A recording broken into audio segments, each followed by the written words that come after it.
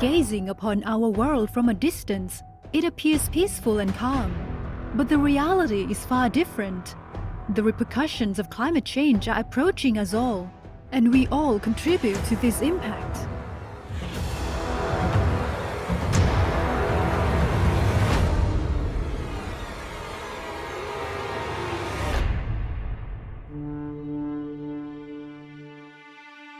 By 2050, projections indicate that over 3 billion people will reside in various urban centers in the Asia-Pacific region alone. Urban activities are a key contributor to climate change. Cities are responsible for 75% of global CO2 emissions, with transport and buildings among the most significant contributors.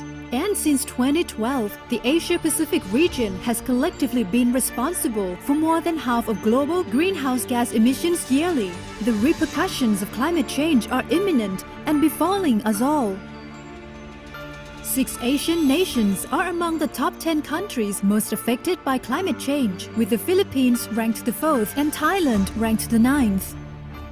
It's time to act, and we have a joint responsibility to address climate change through urban development planning and design guided by climate data. That's where Urban Act comes in. Urban Act, or the Integrated Urban Climate Action for Low Carbon and Resilient Cities project, is a regional project that aims to support the transformation towards low carbon and resilient urban development and contribute to implementing each partner country's nationally determined contributions and the Sustainable Development Goals. Funded by the International Climate Initiative, or ICI, commissioned by the German Federal Ministry of Economic Affairs and Climate Action, or BMWK, Urban Act is implemented in 5 partner countries: China, India, Indonesia, the Philippines, and Thailand, with a duration spanning 5 years from 2022 to 2027. We aim to achieve 4 critical outputs. These outputs include improving the institutional environment for climate-sensitive urban development, using evidence-based, inclusive, climate-sensitive, spatial and urban planning, identifying project concepts for urban climate action investment, and enhancing knowledge through regional networking, exchange, and learning. Our collaborative partnership comprises the Deutsche Gesellschaft für internationale Zusammenarbeit GmbH, or GIZ, as a project leader, and the international partners consisting of the United Nations Economic and Social Commission for Asia and the Pacific, or ESCAP, United Cities and Local Governments Asia Pacific, or UCLG ASPAC, the University of Stuttgart, and TU Dortmund University, and national partners in each of the project countries. To promote and showcase a sustainable integration of climate change into urban development, Urban Act implements its support in 14 pilot cities across the 5 countries, recognizing the unique context of the partner countries and aiming to improve the country's specific policies and regulatory frameworks. Furthermore, we engage in joint operations with the Indonesia-Malaysia-Thailand Growth Triangle, or IMTGT, implementing initiatives in 6 cities within the IMTGT sub-region. We are all standing on the edge, and every decision and action we take today will shape our future for generations to come. It is not just a choice, it's a collective responsibility that falls on each of our shoulders. It's time for us to unite and journey towards low-carbon, resilient urban development. Join us in the Urban Act, Joint Action for Climate-Friendly and Resilient Cities. We are stronger if we are together.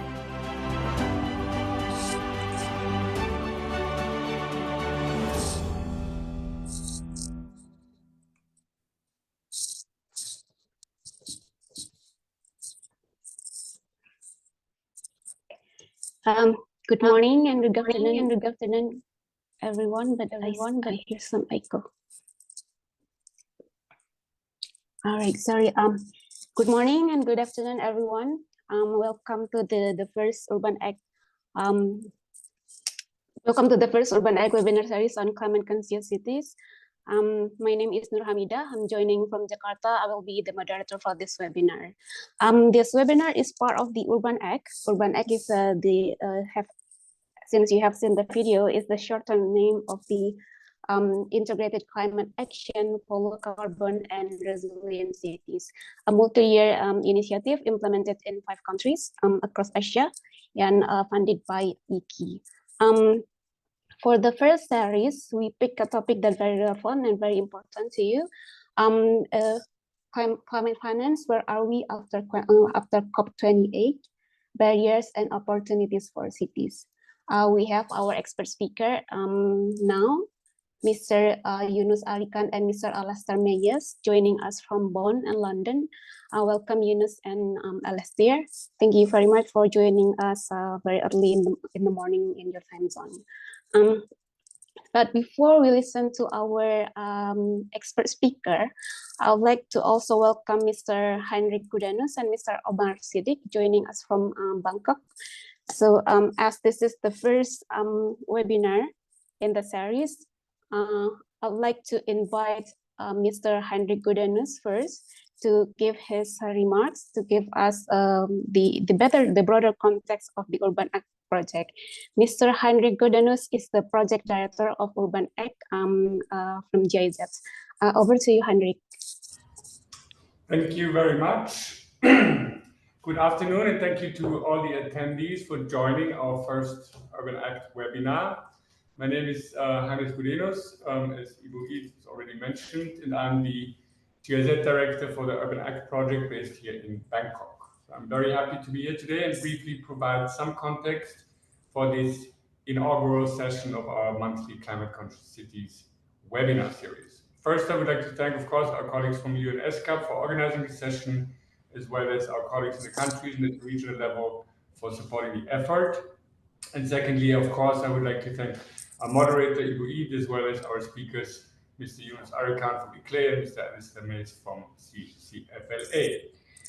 Urban Act project, as you just saw in the video, if you came in early, is a regional project financed by the German Federal Ministry for Economic Affairs and Climate Action under the German International Climate Initiative, or the IKI. And we support our partners in China, India, Indonesia, the Philippines, and Thailand, including in 14 pilot cities in these countries for the next few years to tackle some of the key challenges, barriers, and opportunities for climate-sensitive urban development.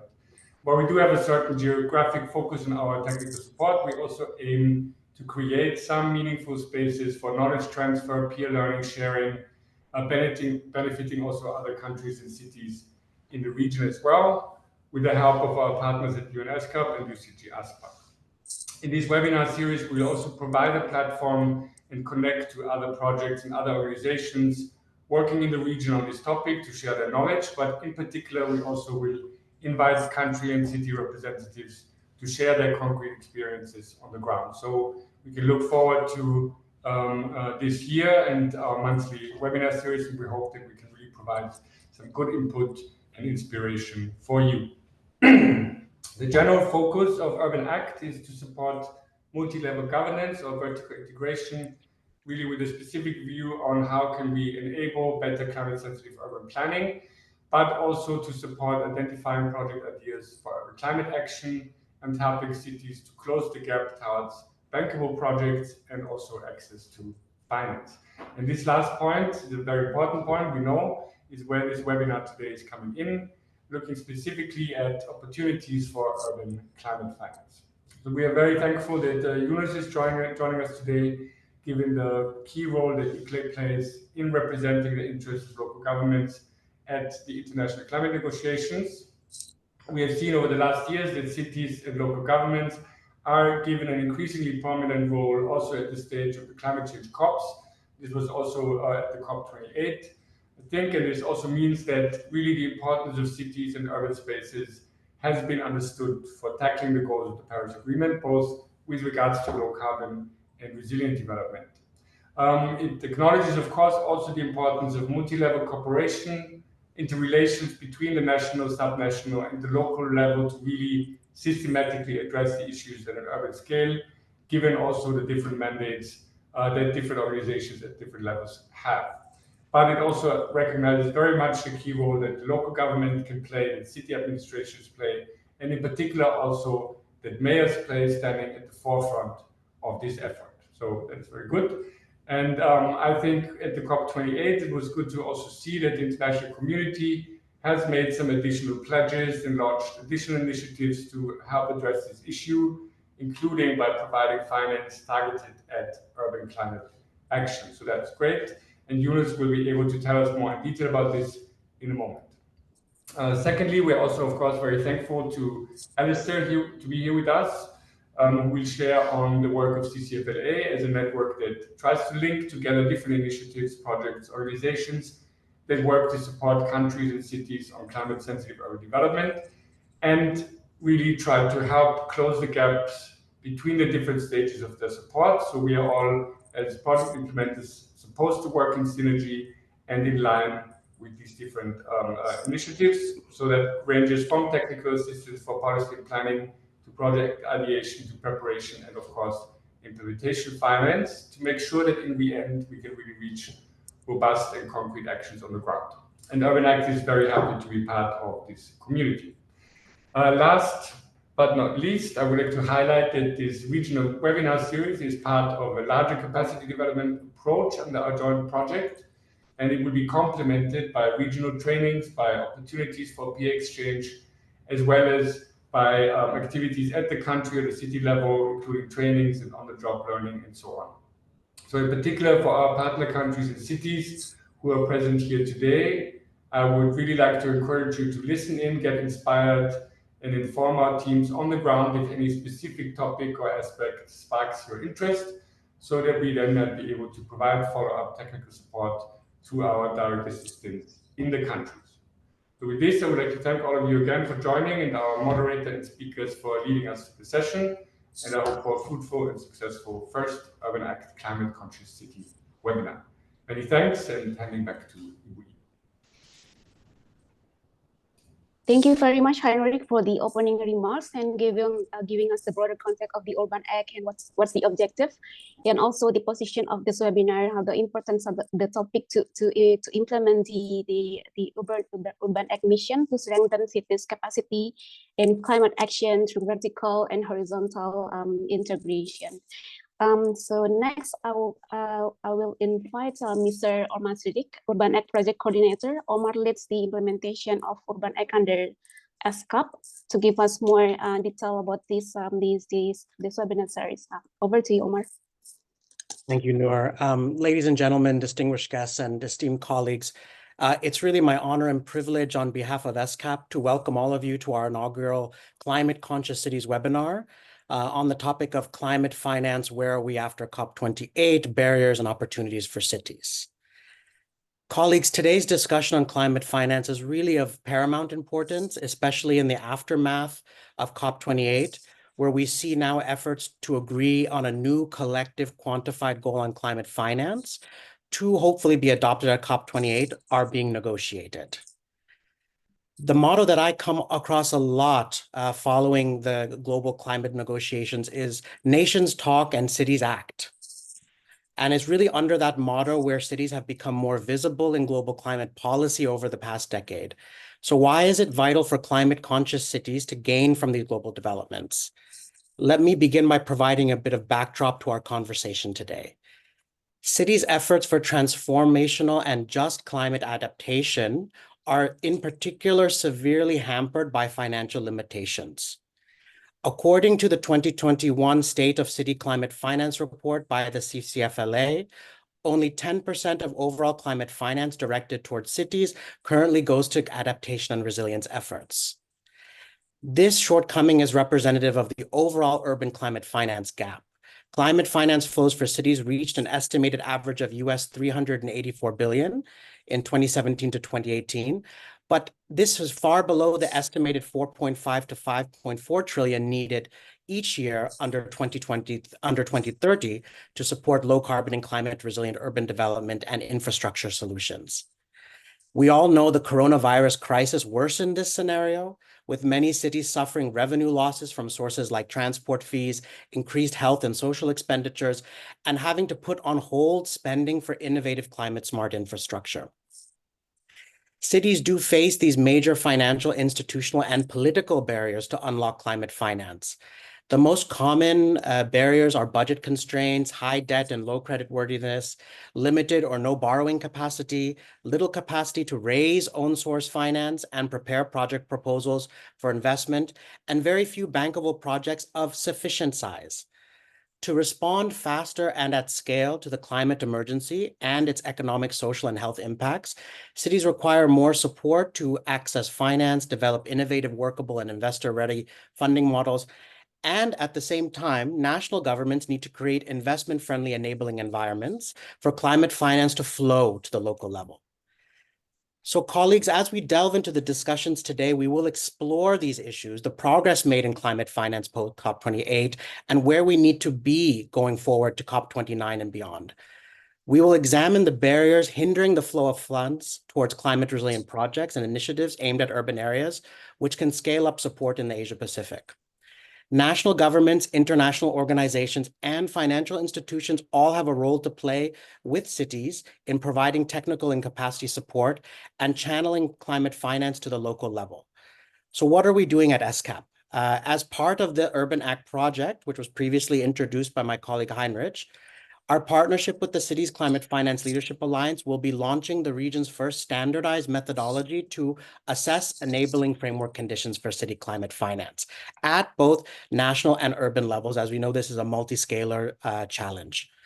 In addition, we partner with other intergovernmental organizations such as the Indonesia, Malaysia, Thailand Growth Triangle, or IMTGT, to link up with Cities Climate Finance Gap Fund to support project pre-feasibility and pipelining of bankable climate project proposals.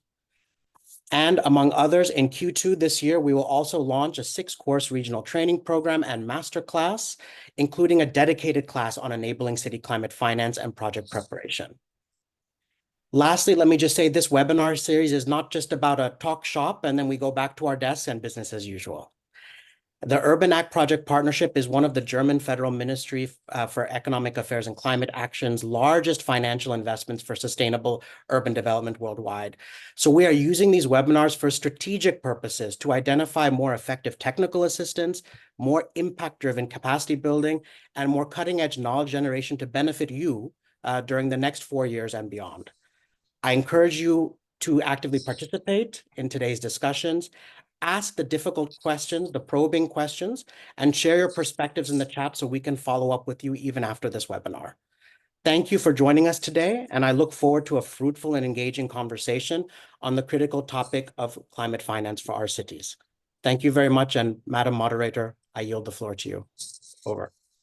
Thank you very much, Omar, for the explanation and intro of this webinar topic. This is indeed very important topic. And I highlighted what ESCAP is currently doing on this climate finance. First, we are doing enabling condition of national and enabling condition for cities to access climate finance, and then also to help cities in project preparations, because that's one of the barrier for cities to access climate finance. And then the last one is the capacity building. So we see that's a lot of enthusiasm joining this webinar. We have more than 150 participants joining us now. Thank you very much for your enthusiasm, and also thank you. Some of you share your expectation about this webinar in the registration form. We take them into consideration to deliver this webinar as relevant for your interest. So before we start, just some introductions. I will not give much introduction anymore because it's already covered by the opening remarks. Once since Conference of Party has been conducted since 1994 after countries draft the UNFCCC in 1992, and the recent one is held in Dubai last couple months, and summarizing a global climate action that stand on 4 pillars, which are fast-tracking energy transition, fixing climate change, fixing climate finance, and then focusing on people, lives, and livelihoods, and also underpinning everything in full inclusivity. When we're talking about people, more than half of global population are now living in cities, as cities, despite cities offer better opportunities, but many of them are still struggling to deliver basic services to all of the citizens. And climate change adds to the ongoing challenge of cities, and disproportionately impact the most vulnerable populations. And cities also, as we hear from the video play in the beginning of this webinar, cities also contribute significantly to the greenhouse gas emissions. And so without the concrete and significant action at city level, it will be difficult to achieve the global climate action. And those action needs monies and capital. And in a few minutes, we will listen from the experts who were in Dubai last year and about our position in city climate finance. The first presentation will be delivered by Mr. Yunus Arikan. But before that, an announcement. You can use the chat box to interact with other participants. And if you have questions, please pose it in the Q&A, and we will pick 2 or 3 questions from that to be discussed in the Q&A session following this presentation. Back to the presentation. The first presentation you will deliver by Mr. Yunus Arikan, but let me read the bio of Mr. Yunus Arikan first. So Yunus is currently the Director of Global Advocacy at ICLEI, a position that he held since 2009. He's also the focal point of local government and municipal authorities, GMA's constituency, 3 and FCCC. Before his current position, Yunus worked with various entities in Turkey, from governments, parliaments, and then intergovernmental organizations promoting cleaner production, climate change, and sustainability. So without further ado, Yunus, the screen is yours.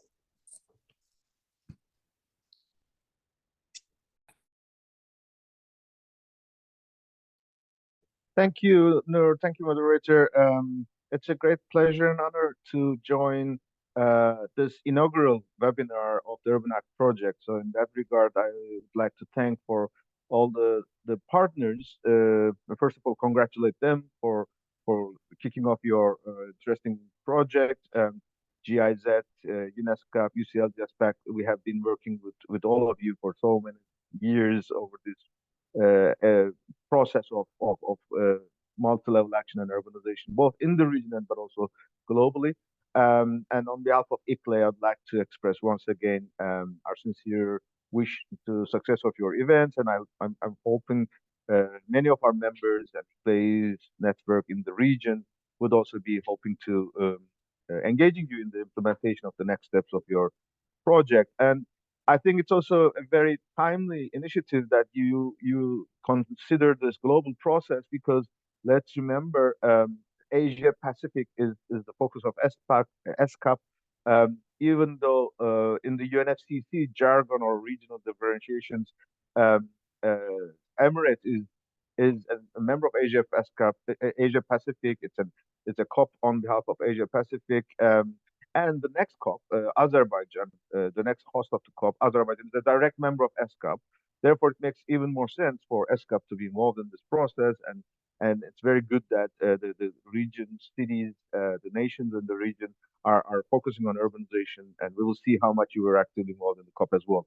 Next slide, please.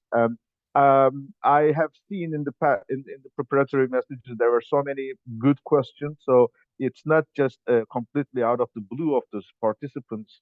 Therefore, I kept my slides a bit long so that you can use it later on. But just in brief, I wanted to highlight a couple of points so that you can use the rest of the slides for your Q&A or later discussions.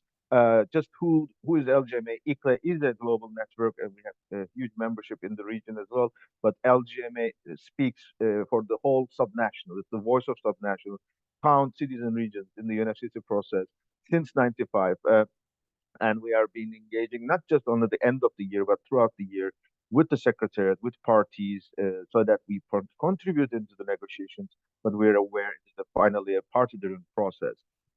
If we go to the next slide, what I'd like to use this also an invitation, because we are having regular monthly webinars, we have bulletins, so we are more than welcome to join and subscribe yourself so that you can receive more updates and engage in the process as well. If you go to the next slide, this is particularly a bird's eye view. There were some questions when we were in Dubai. There was a local action summit and initiatives. Some were asking, what didn't we do this before, or what is the difference? So one thing for sure, and that's why I think this slide is helpful, how we have evolved since '92 in this space. But for sure, Dubai has elevated us to a new height and a new era. In that sense, we can think about four main eras. The first is the recognition of the LGMA, Rio Conventions, and Constituency. Then for a kind of a 10 years or 15 years of a black era, that because UNFCCC and Kyoto did not recognize. Starting from Bali, another Asia Pacific initiative you can consider. We started our roadmap in Bali towards Copenhagen. We said that now don't repeat the mistake third time. And it took a while because Copenhagen was a milestone. It was a redesign of the whole structure. The third phase came when we started to influence in the Paris Agreement. And there we have achieved the first ever recognition of all levels of governments. Then we started to be involved in the implementation, and until Dubai, the first 7 years, it was remarkable. I will not go into details, but there were so many initiatives from the network side, from the nation side, and in that sense, what we have seen in the official documentation during this era, that beyond the recognition, we have now incorporated multi-level in the Glasgow Climate Pact preamble, and finally in the UNA consensus, the Stocktake decision paragraph 161 urges parties for multi-level action. So if you go to the next slide, this is a bird's eye view. Consensus is a set of packages. There are so many decisions adopted in Dubai, but we are talking about 7 main decisions. If you go to the next slide, why Dubai is so important is that it was ambitious because the targets on fossil, renewable energy, loss and damage, and an institution was never seen before. It was the most ever inclusive COP. Congratulations to the Emirates. Since for years they have really did a lot, and it was also so many new topics that was outside of the periphery of climate meetings now came into the discussion, like nature, food, culture, and health. And multi-level, we said that it is a decision that we will go into details, but we have an initiative, and the LGMA connecting the ministerial, the summits, and the negotiation power is really, we believe, it is par to the Rio summit in '92. If we really mean this, this is one of the reasons why this COP was so important, opening a complete new era. If you go to the next slide,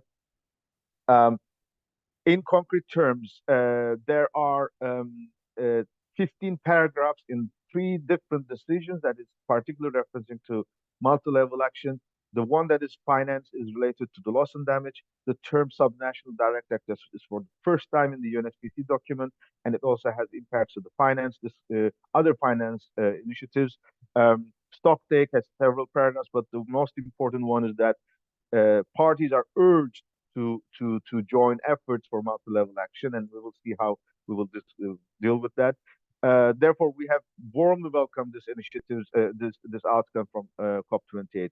If we go to the next slide, being conscious of the time, it was not a surprise. Let's be realistic. We were very clear that this will be a milestone COP, because from Asia to Amazonas, from the G7 to Africa, we had seen multi-level being embedded in the process. So that was a result of all these efforts. So it's the tip of the iceberg, but there's a huge work behind that. If you go to the next slide. On the way to this important process, we have gathered our position paper. That was the reason why we were successful. We know what we wanted to achieve, and we were very clear to make it to our constituency. Our delegations were prepared, and we have made it very clear to the parties and the secretariat as well. Next slide.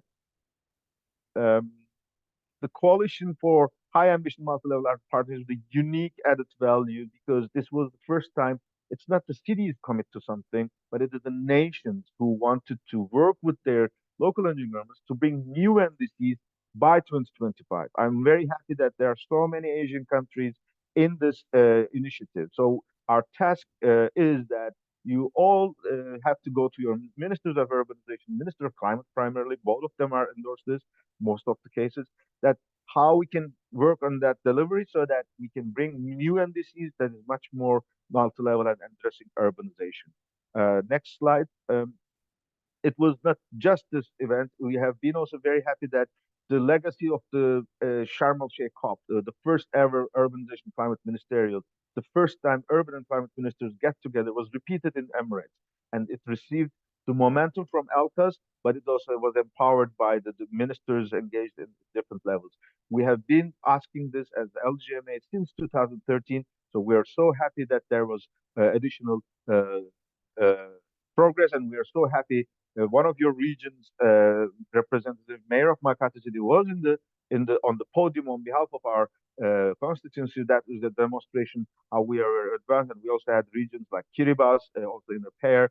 So that was a remarkable moment for us. So next slide. I'm aware of that we had also host the pavilion throughout the 2 weeks. So major events, but throughout the 2 weeks at the home for subnational or our pavilion with Habitat Scotland and Bloomberg Brunswick, co-commented by ICLE. Next slide. You go to the next slide. So while we reflected contributions to presidency and UN Habitat, we also stepped up our own negotiation campaign, especially to ask parties to endorse all these outcomes. That was the reason why these 15 paragraphs are visible, because we work with the parties as well. Next slide. So we have website that you can access all these documents. Let's go to the next one. I just go to the next one. Just want to show the next step for us is to bring the stock takes to the town hall COPs, so that it's not just the end of the year, but the engagement from here at the local level can feed into CHAMP and feed into the COPs. If you go to the next slide. This is Azerbaijan. It is impressive that Azerbaijan started so quickly. Azerbaijan has already announced the high-level climate champion and the youth champion. In the Emirates, we will still work with them, and Mayor Binay will still be in the advisory board from Makati. So there is a lot of room for the Asia-Pacific partners to be actively involved in the process. I would like to focus maybe in the Q&A answer about how we want to work towards COP29. We have a roadmap. If you go to the next slide, due to time constraints, I will not go into details, but it will be a busy year. So happy to connect with Urban Act partners. Maybe if we go to the last slide of my, so like I designed it as next slide again. This will be a pure discussion, but just a segue. TCFLA is proud to be a member of it, and as well as support the GAP Fund.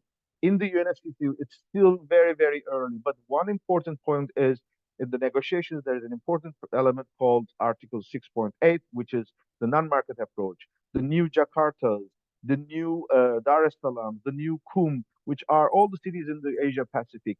It cannot be just built by the national budgets and the municipal budgets. So we want this to be part of the new non-market approach mechanism of the UNFCCC, in addition to what CCFLA colleagues will now tell you about all what initiatives have been involved, including ICLE's initiatives as well. I hope I was not too fast. I know it was a complex story, but I'm ready for your Q&A as well. And thanks a lot once again for the opportunity. Thank you very much, Yunus, for the sharing what happened in Dubai last year. Taking note some historical advocacy of the subnational climate action, and you also highlight the multi-level actions to implement to realize the climate ambitions. That's pretty much what we are doing in Urban Act. So hope we can maintain these collaborations. And also and you also highlight in terms of the topic and in COP28 in Dubai, it's more inclusive in terms of the topic and also the parties joining. Also, you also share the roadmap to the COP29. It's very busy, and also thank you also for the bridging with the next presentations. How to because indeed that cities cannot act alone with just public finance from their own sources and also from the central government transfer, but we need more market-based and from privates and then other source of financing. So it's that's the opening for the next presentations. The next presentation will be delivered by Mr. Alastair Menyes. So let me read Mr. Alastair Menyes' bio. Alastair is the program associate at City Climate Finance Leadership Alliance. His expertise lies in urban sustainability, climate change policy, and urban climate finance. At CCFLA, Alastair works across several projects seeking to accelerate investment in urban climate infrastructure, including the Leadership for Urban Climate Investment or LUCI initiative. Alastair, the screen is yours. Thank you very much, Noor Hamida. And thank you very much, Eunice, as well, for a fantastic overview there of the process at COP28, covering all the really important points around kind of CHAMP and the Local Climate Action Summit and many others as well. And thank you very much also to the Urban Act team for inviting me to speak today. It's a real honour to be here on behalf of CCFLA to discuss with you all the reflections that we have taken away from COP28 and kind of looking ahead towards COP29 as well for urban climate action and finance. Next slide, please. So to just give you a bit of background on the Cities Climate Finance Leadership Alliance, we are the only multi-level, multi-stakeholder coalition working to close the urban climate infrastructure investment gap. We've been doing this work since 2014 when we were launched at the UN Secretary General Assembly. And we have kind of three main pillars of work where we look to firstly coordinate different stakeholders within this space. We also look to kind of build and share knowledge on urban climate finance, and then also to kind of advocate for the acceleration of this on the global stage as well. Next slide, please. So we're a coalition of over 80 members from right across the urban climate finance value chain. We have both demand and supply side organizations as part of the alliance, including city networks, development banks, private sector institutions, and many others as well.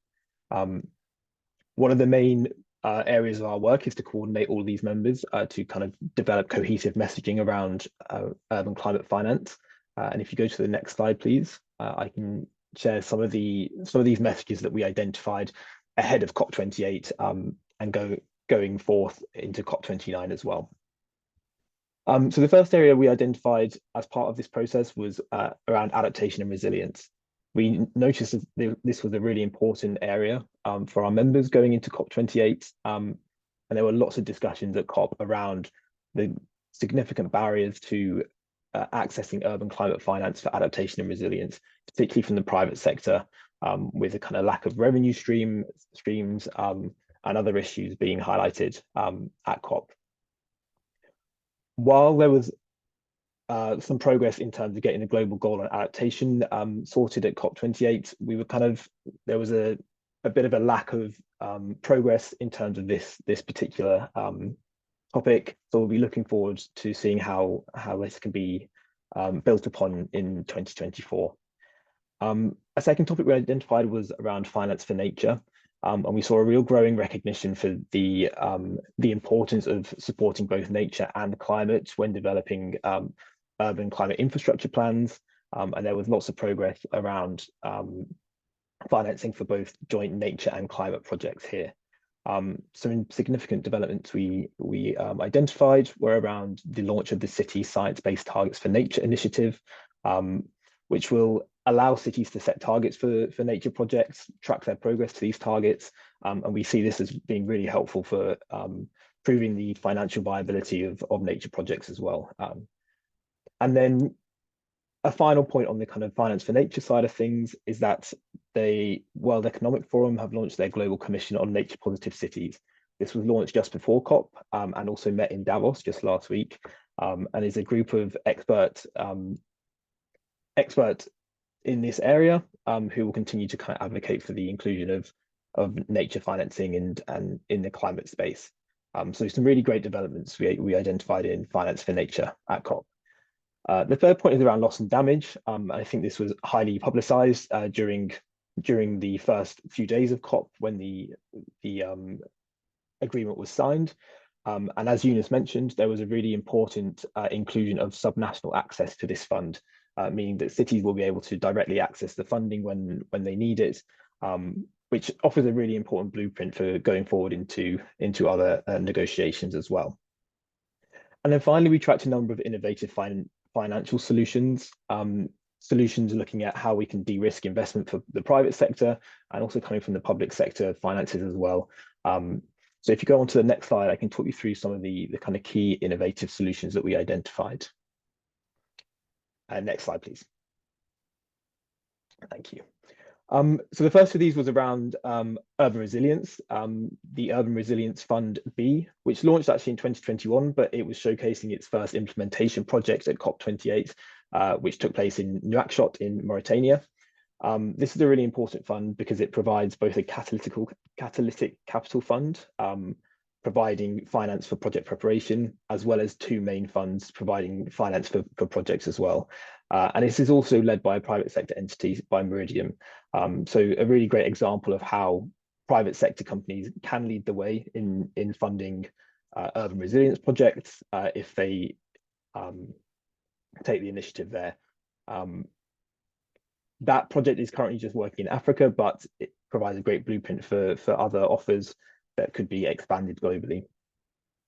The second is around the Urban Nature Programme, which actually was launched by World Bank with others, including ICLEI.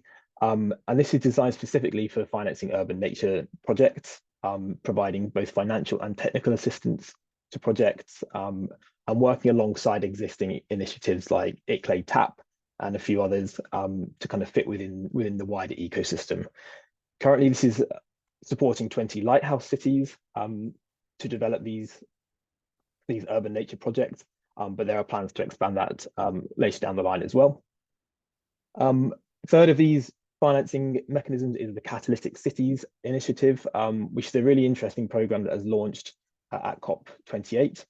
The idea of this is to develop new blended finance instruments that are geographically and sector specific, and bring those to the market so that they can be linked with different projects globally as well. This will support both technical assistance, project identification, and project preparation, and is a wide coalition of partners looking to bring in more private and public finance to cities. Finally, we have the City Bridge Facility, which is another really innovative mechanism that launched at COP. The main goal of this mechanism is to provide concessional finance, specifically in local currencies, for secondary cities in the least developed countries. By providing concessional loans, grants, and guarantees, the idea with the City Bridge Facility is that it will avoid market-based mechanisms for cities that don't have access to those. Both Catalytic Cities and City Bridge have launched very recently, literally just last month. So there'll be more information on their eligibility criteria and the applications throughout this year as well. So something to keep an eye out for. Next slide, please. So alongside kind of tracking all of our member events, CCFLA also took the lead on discussing the role of multilateral development banks in accelerating urban climate finance.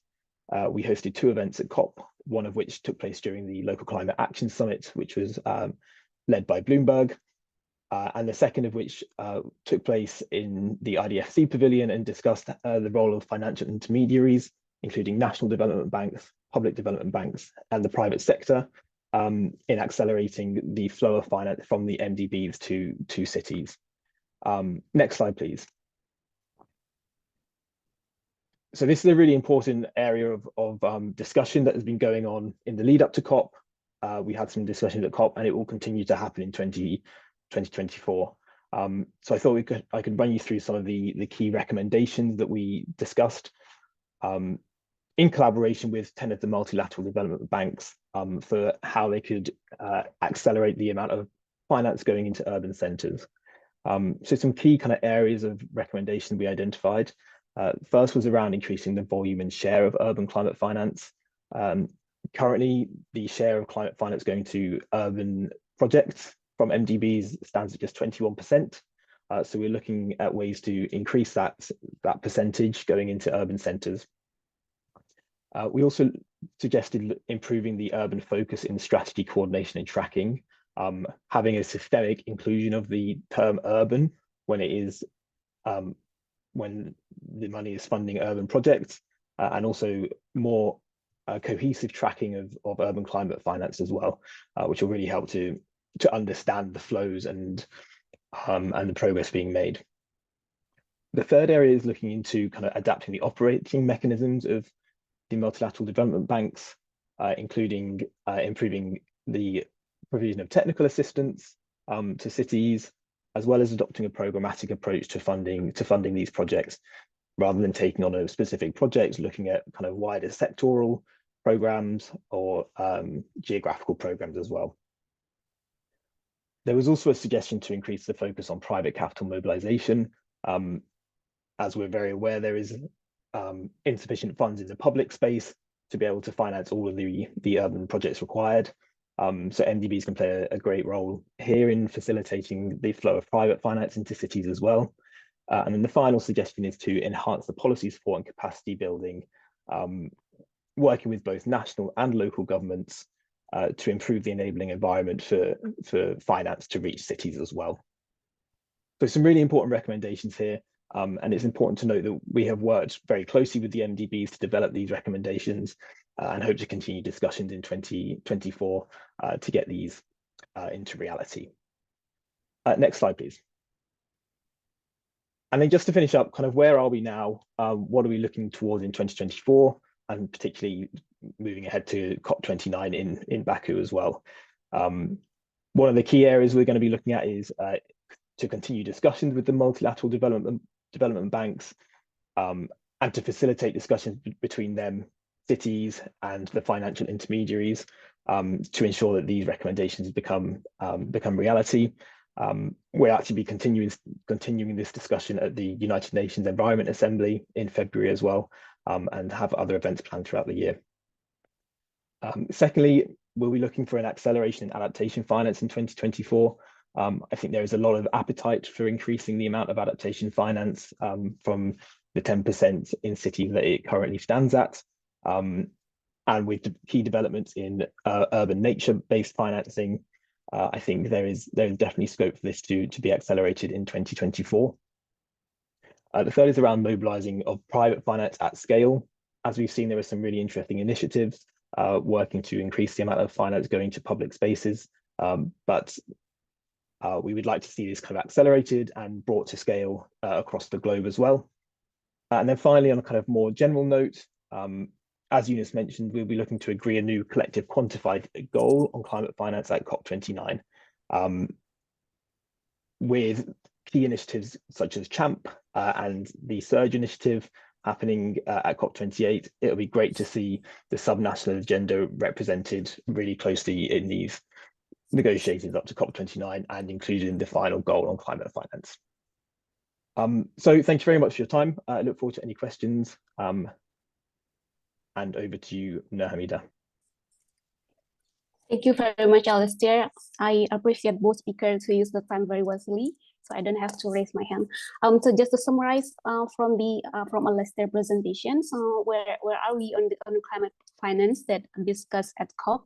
Alistair mentioned that some were more advanced than the others, like and the adaptation and resilience is kind of slow when compared to the others. And Alistair also mentioned about the the innovations and new innovation that launched at COP on climate finance to access to increase the access of cities to climate finance, and also from MDBs and philanthropies, also intergovernmental organizations. And I guess the homework now is how those innovations and the financing instrument can reach the cities to be utilized by cities. And also thank you for sharing the report from CCFLA on the reform of MDBs to prioritize and climate projects, and then to track the progress, and also to deliver at scale, and to attract more private capitals and enhance the policy support. So I guess we now come to the Q&A session. So thank you very much for posting your questions in the Q&A session. We have select some. The first questions is addressed to Yunus and Alastair. Okay, so what role can individuals play in supporting climate finance and sustainable cities? And was there any particular discussions on the role of private actors or companies, perhaps the barriers they are facing to participate in this effort as well? So maybe I over to Yunus to answer this question first. Noor, thanks for it. But I noticed there was another also question from Didem Evci and Pushpa Pathak. If you allow me, I also would like to address them. Or do you have a second round? Yeah, I think we can go with yeah, I see that. Maybe you can answer yeah. Go ahead. I would like to skip the private sector. Maybe Alistair could respond to this. I would like to focus on individuals and the mayor's immediate action and the non-market approach. These are the most relevant points. So on the individuals, sure. Obviously, so many cities, so many local governments have adopted their plans. How much these plans are embraced by the local communities, local artisans. This is the key, and of course, one of the biggest important point is the procurement, the purchasing power of the consumers. I think the being consciously in choice of your product, your food, your construction and materials is something that the individuals can agree and expressing your interest that you want to receive renewable energy in your houses, that you want to live in safe houses, and your waste to be circulated would be part of the topics. And of course, the key to this is your relation with your local government. And I also fully agree with Sheila Patel about the informality, and that's why the UNFCCC does not talk anything about informality, because they don't go to the citizen level, and that's why bringing local governments, bringing urban ministers is the key to raise the voice of informal sectors into the climate space. When it comes to immediate mayor's action, Didem, my dear colleague from Turkey, has raised it. We have seen this during pandemic, during COVID, transforming urban spaces, public spaces to green spaces, expanding the bike pathways, or installing rooftop solar PVs. These are the immediate things that the cities can do this in their budgets. But of course, it needs consensus from the citizens. Change is not always easy. Therefore, we still believe that long-term planning, council decisions, declarations of climate emergency, committing for climate neutrality are type of actions.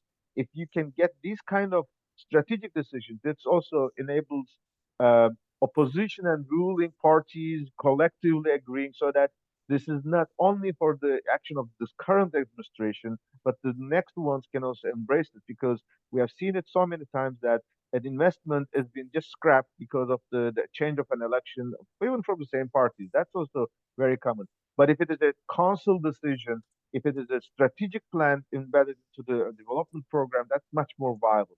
And when it comes to the final question from our colleague from India, I'm very happy that you raised this from our colleague from Delhi, because you remember last year G20 presidency was by India. So India had also been very active in the urban issues.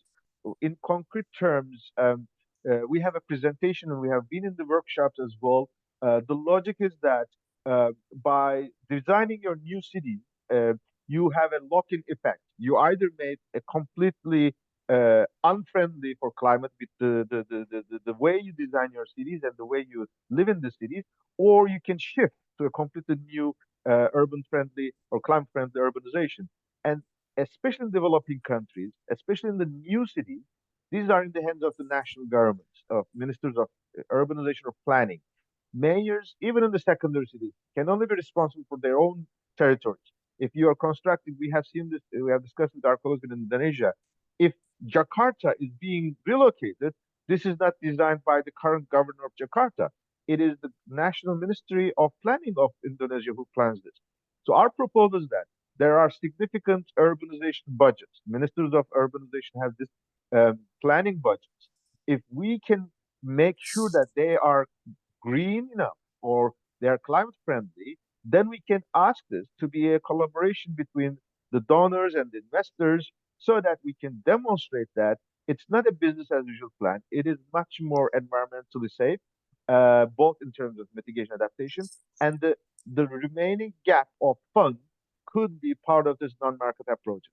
It has still been negotiated, therefore it's a room for improvement, but I think we could use this because we are beyond just individual one shift, individual sector specific event. We are really asking for holistic transformative plan. That was the whole reason why we have developed this transformative action program or others. So there's a lot way to go, but we have a lot of opportunities and we have a lot of initiatives. So our partners in the region should be embracing these initiatives and bring this to their national government and local governments, be aware of that. Thank you. All right. Thank you very much, Yunus, for the elaboration of your answers. I take note that it's very important to act collectively because you also mentioned that yeah, it's happened I think in everywhere when political change and then the plan is not continued. And also you also mentioned about the representative. There is question about the informal population, or it's not represented enough in the development planning, including climate actions. So it's really important organization who work on that to represent this population in climate actions, and also to have a good relationship. It depends on the relationship with the governments, and also the importance of the long-term planning and also the strategy, and to bring to expose this planning and this plan and strategy to national governments, and other institutions that can support in terms of resources. And next, maybe I offer it to Alastair. If you want to do the same approach, you pick questions that are related to the climate finance, and then you can address them that which are the most relevant. Over to you, Alastair. Great, thank you very much. Okay, I will start with the private finance question because I think you asked that one previously. So looking at whether there were any particular discussions on the role of private actors or companies and any barriers that private companies face as well in investing in urban climate projects. I think one of the kind of key things that we noted at COP this year was that there was a much larger delegation of private companies than we've seen in the past. I think this reflects quite a sort of tide shift in the attitude that the private sector has towards climate finance and climate change more generally. I think COP26 was a really big conference for the kind of private sector finance sector, with the launch of a number of initiatives by Mark Carney, including the Task Force on Climate-Related Financial Disclosure. We've recently had the Task Force on Climate-Related Nature Disclosure as well. So with companies signing up to these initiatives, having to prove the work that they're doing towards climate and nature, and having a more kind of scrutiny around the work that they're doing there, I think there is a lot more emphasis on creating policies within companies that benefit climate and nature. We saw a couple of quite specific examples at COP of private companies investing specifically in urban climate finance. One of those examples is Iridium, who I mentioned before.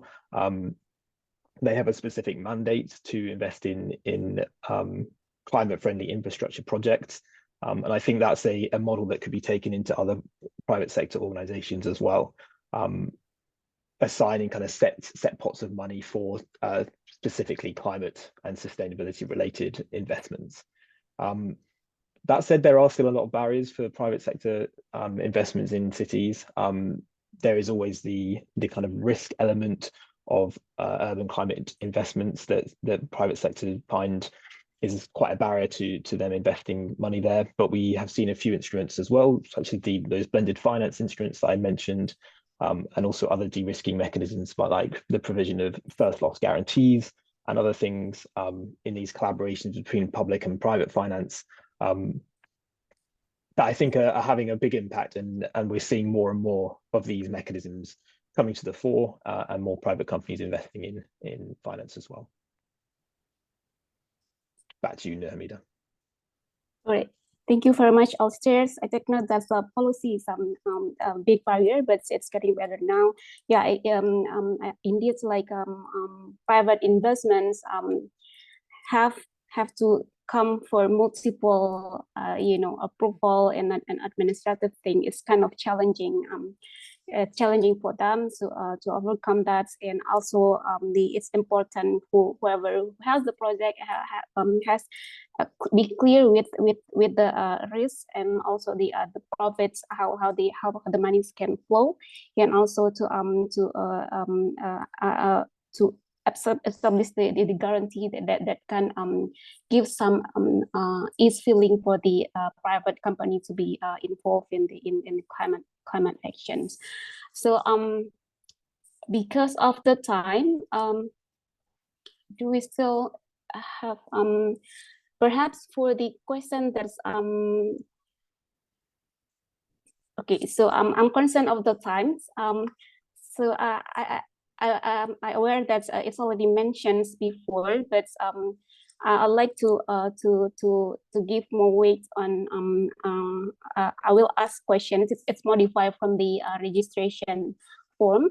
It's kind of hypothetical. It's short, but it's very important for the city leader.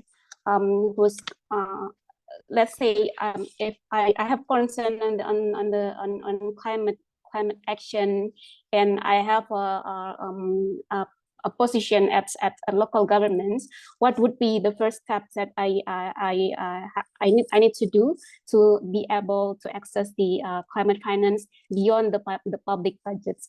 So this is also the closing statement from both of you, Alistair and Yunus.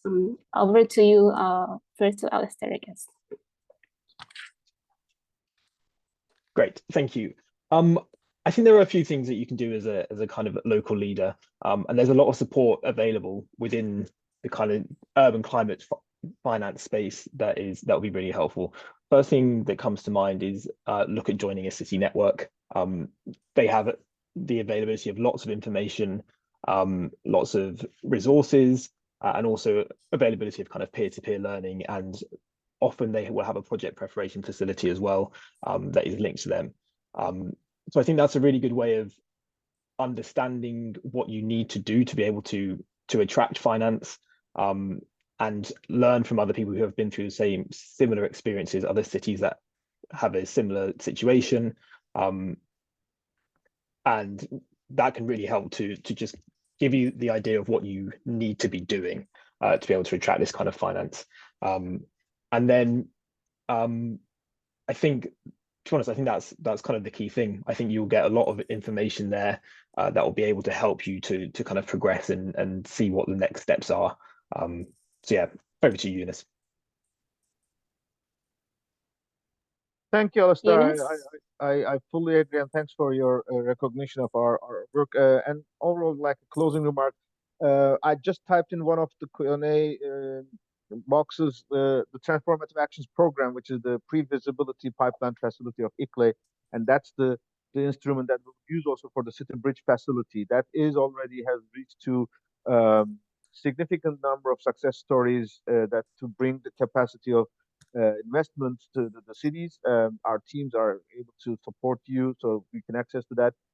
As an overall, in order to be engaged into the national climate plans to be presented by BELEM, the conditions is that the cities should have their climate neutrality and climate emergency plans in a holistic manner. That's what we will be proposing to the national government.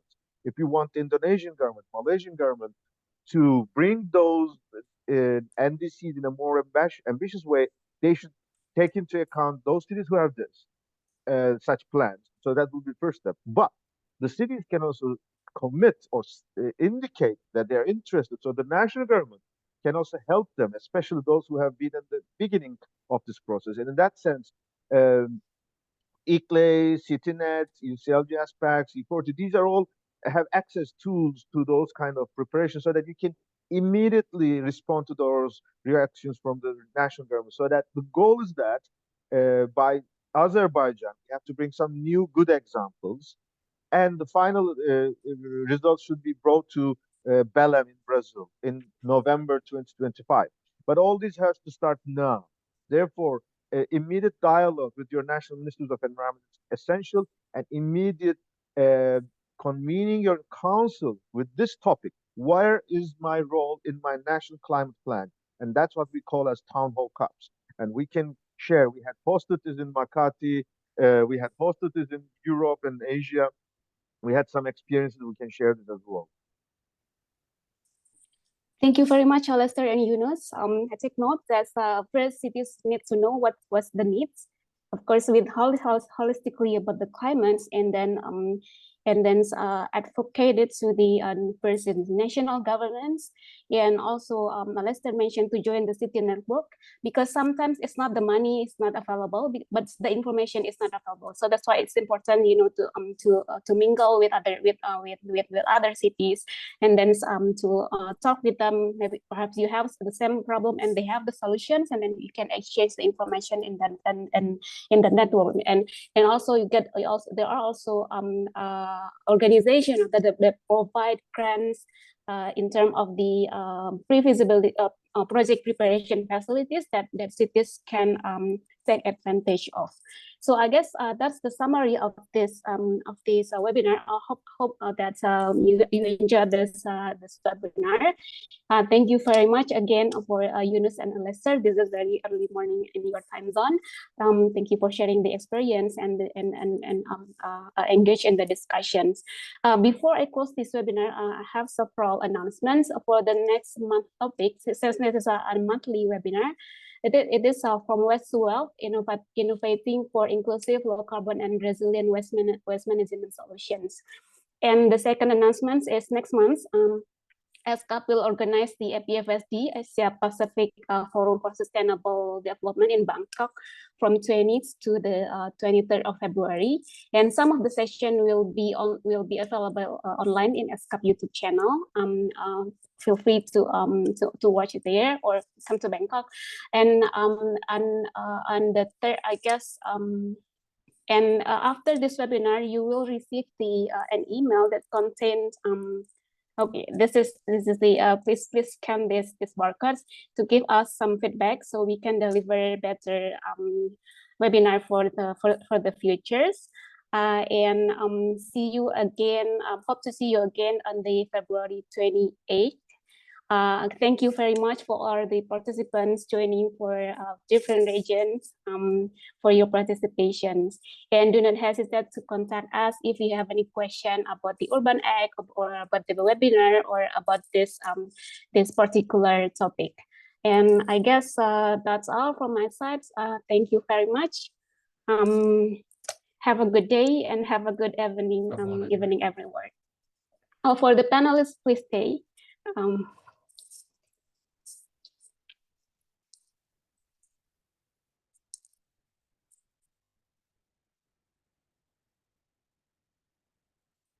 Okay, we will take photo of the panelists if you can see the camera, and then we'll let you know when it's done. Should I turn mine on?